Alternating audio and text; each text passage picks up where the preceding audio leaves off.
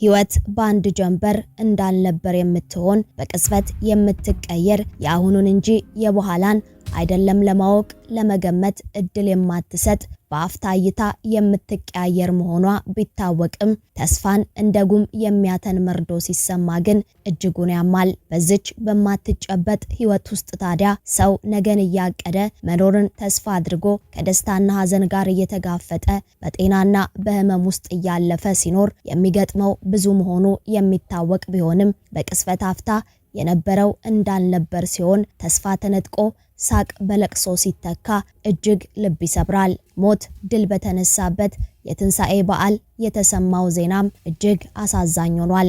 በዘማሪዋ ቤት የገባው ሞት ህልምን አጨልሞ ተስፋን አምክኖ ከልብ ላይ የማይፋቅ የሐዘን ጠባሳ ከህሊና የማይሽር መጥፎ ትውስታን ጥሎ አልፏል። እናት በሆዷ ጽንስ እንዳለ ካወቀችበት ዕለት አንስቶ ሐሳቧና እቅዷ እንዲሁም ተስፋዋ ሁሉ ልጇን በሰላም ተገላግላ ማቀፍ እንጂ ሌላ አይሆንም። ይሁን እንጂ ቀን ሲጎድል የሚገጥመው ያልተጠበቀ ነውና በሆዷ ያለውን አዲስ ተስፋ ለመቀበል እናት የሚለውን መጠሪያ የምትቀዳጅበትን ልጇን ለመውለድ ተወዳዳሪ የሌለውን ህመም ተሻግራ በሰላም ብትገላገልም ከደስታ በኋላ የተከሰተው ሐዘን ግን እጅግ አሳዛኝ ሆኗል።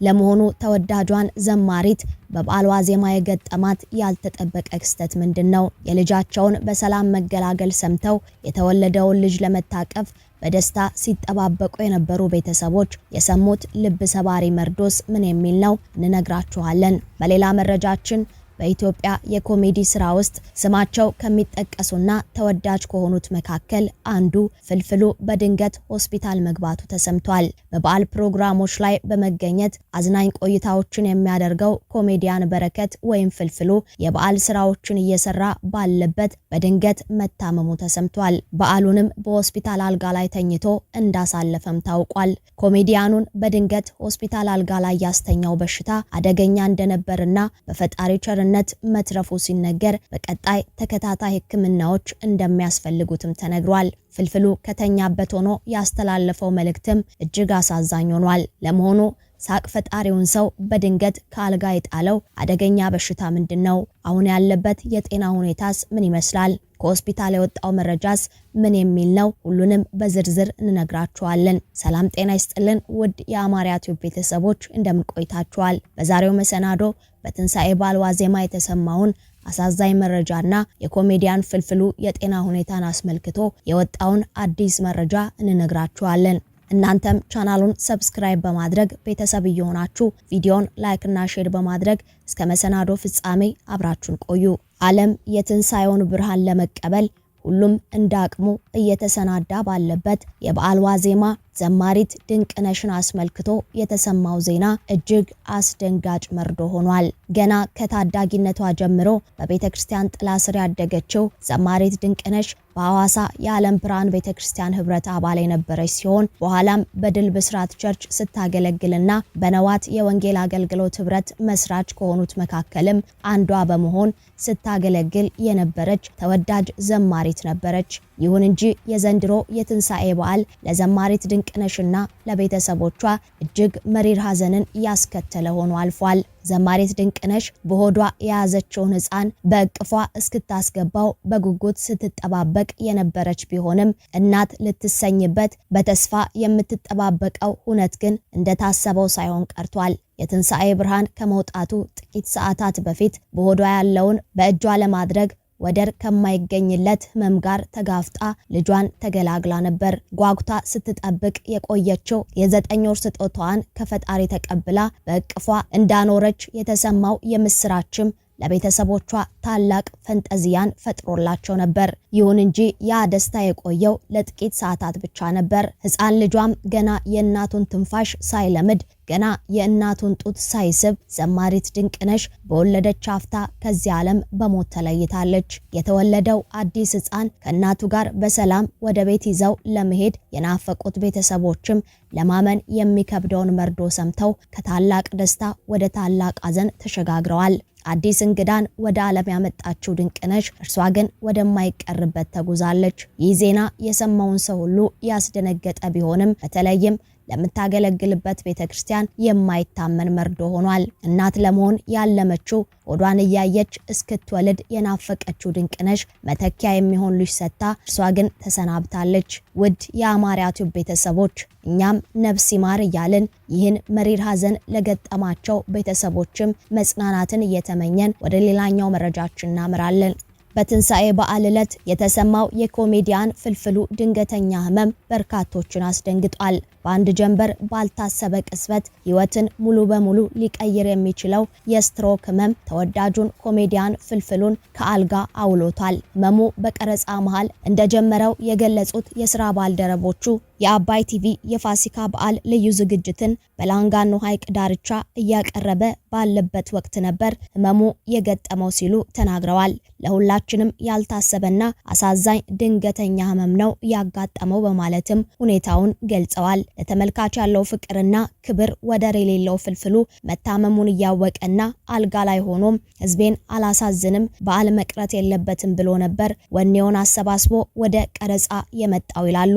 ነገር ግን ህመሙ ከአቅሙ በላይ ሲሆንበትና መቋቋም ሲያቅተው ቀረጻውን አቋርጦ በቀጥታ ወደ ሆስፒታል ማምራቱን የስራ ባልደረቦቹ ገልጸዋል። ፍልፍሉ ማለት እኮ እውነተኛ የህይወት ዘመን ኮሜዲያን ነው በማለትም ስለ ስራ ባልደረባቸው የገለጹት የስራ ባልደረቦቹ በእንባ ታጅበው መስክረውለታል። የኢትዮጵያ የሳቅ ምንጭ የሆነው በረከት ወይም በቅጽል ስሙ ፍልፍሉ የፋሲካ ዕለት እንደ ወትሮው በሳቅና በጨዋታ አልደመቀም። የብዙዎችን የፊት ጡንቻ በፈገግታ የሚያፍታታው ያብሩ ሰው በበዓል ዕለት በህመም አልጋ ላይ ሆኖ የቤተሰቡንና የወዳጆቹን ልብ በሐሳብ ሞልቶታል። የአባይ ቴሌቪዥን ሰከላ ሾው ቡድንም የኮሜዲያኑን ቤት የጎበኙ ሲሆን በዚያ የነበረው ድባብ የናፈቀውን ሳቅ ሳይሆን የታመቀ ትዝታና ጸሎት ያዘለ እንደነበር ህዝብ ተመልክቷል። የበረከት መታመም ከህዝቡ በላይ ለባለቤቱ ወይዘሮ ታምራብ እጅግ ከባድ እንደነበር የገለጸች ሲሆን በረከት የልጆቹ አባት ብቻ ሳይሆን የቤቱ ምሰሶና የደስታዋ ሞተር ነው። በበዓል እንደዚህ አይነት የጭንቅ ሁኔታ ውስጥ ያሳልፋሉ ብላ ፈጽሞ እንዳልገመተችም ገልጻለች። በረከት ለልጆቹ ያለው ፍቅርና ጥንቃቄ ልዩ ነው። እኔ እንኳን ልጆቹን ስቆጣቸው እርሱ አይወድም። ዛሬ እርሱ ከቤት በመጉደሉ ድባቡ በጣም ከብዶኛል። የበረከት ጥንካሬና ለስራ ያለው ፍቅር ግን መሙንም እንዲረሳው አድርጎት እንደነበረ በከባድ ስሜት አስታውሳለች። ሁልጊዜ ከስራ ሲመለስ አዞረኝ ይለኝ ነበር ስትል ያስታወሰችው ባለቤቱ በዛች በታመመባት ቀን ግን መቆም እንዳቃተው ገልጻለች። በክንዷ ደግፋ ከቤት ብታወጣውም መስራት አለብኝ በሚል ጥንካሬ መንፈስ ወደ ስራው እንደሄደ የገለጸችው ባለቤቱ እዛ ከደረሰ በኋላ ግን መስራት አቅቶት ወደ ሆስፒታል እንዳመራ ተናግራለች። ስትሮክ በአንጎል ውስጥ በሚፈጠር የደም መርጋት ወይም መፍሰስ ምክንያት የሚመጣ በድንገት ተከስቶ የአካል ብቃትን የሚቀማ ከባድ ህመም ነው። በረከትም ወይም ፍልፍሉ ላይም የሆነው ይሄ ነው። መጀመሪያ ላይ ማዞርና ሚዛን ማጣት ሲጀምር ስራዬን አላበላሽም ብሎ እስከ መጨረሻው ቢታገልም ሁኔታው እየባሰ በመሄዱ አሁን መቆምም ሆነ መንቀሳቀስ የማይችልበት ደረጃ ላይ ደርሷል። ይሁን እንጂ ያ እንደለመደው በፈገግታውና በቀልዱ የሆስፒታሉን ክፍል በሳቅ ሞልቶት ታይቷል። ዶክተሮችና ነርሶችን ሳይቀር እያሳቀ ህመሙን በጀግንነት እየተጋፈጠ እንዳለም ተመልክተናል። አንደበቴ የሆነውን መስሪያ ቤቴን እንኳን አልያዘብኝ እያለ በራሱ ህመም ሳይቀር እየቀለደ የህክምና ባለሙያዎችን ጨምሮ እያስገረመና እያዝናናም ህዝብ ተመልክቶታል። የጥበብ ጓደኞቹ ሲጠይቁትም አሁንም ለስራውና ለህዝቡ ያለው ፍቅር ምን ያህል ጥልቅ እንደሆነም አሳይቷል። ኮሜዲያን ፍልፍሉ በድንገተኛ ስትሮክ ህመም አጋጥሞት ወደ ሆስፒታል እንደገባም የግል ዶክተሩ የውስጥ ደዌ ስፔሻሊስት የሆኑት ዶክተር እስከዳር አስታውቀዋል። ከኋላ የጭንቅላት ክፍሉ ላይ የረጋ ደም ዝውውሩን ሲያቋርጥ ወደ ሆስፒታል እንደመጣ ያስታወቁት ዶክተር እስከዳርም የማቅለሽለሽና የማዞር ሁኔታዎች ሲሰሙት ወደ ሆስፒታል እንደመጣ የተገለጸ ሲሆን የስትሮክ ህመሙ ካጋጠመው ከ3 ቀናት በኋላ ዘግይቶ ወደ ሆስፒታል መምጣቱም ተነግሯል። ህመሙ ካጋጠመው በኋላ በፍጥነት አለመምጣቱም ተገልጿል። ህመሙ ሁሉም ሰው ላይ አንድ አይነት እንዳልሆነ በመግለጽም የተለመደው ስትሮክ ከነርቭ አለመስራት ጋር ተያይዞ በአንድ ጎን ፓራላይዝ የመሆንና አፍ የመጣመም ሁኔታ ቢሆንም ፍልፍሉን ይህ አይነቱ ስትሮክ እንዳላጋጠመው ተብራርቶ ተገልጿል። የኮሜዲያን በረከት ወይም ፍልፍሉ የመታመም ዜና ከተሰማም በኋላም ለተወዳጁ ኮሜዲያን እገዛ እንዲደረግለት ሐሳቦች እየቀረቡም ይገኛል። ውድ የአማርያ ቲዩብ ቤተሰቦች እኛም በቻናላችን ስም ፈጣሪ ፈዋሽ እጁን ዘርግቶ ምሕረቱን እንዲልክለት ሁላችንም በጸሎት እናስበው እያልን በቶሎ አገግሞ ወደሚወደው ሳቅና ጨዋታ እንዲመለስ በመመኘት የዛሬውን መሰናዶ አበቃን። ዳግም በሌሎች ወቅታዊ መሰናዶች እስክንገናኝ በያላችሁበት ሰላም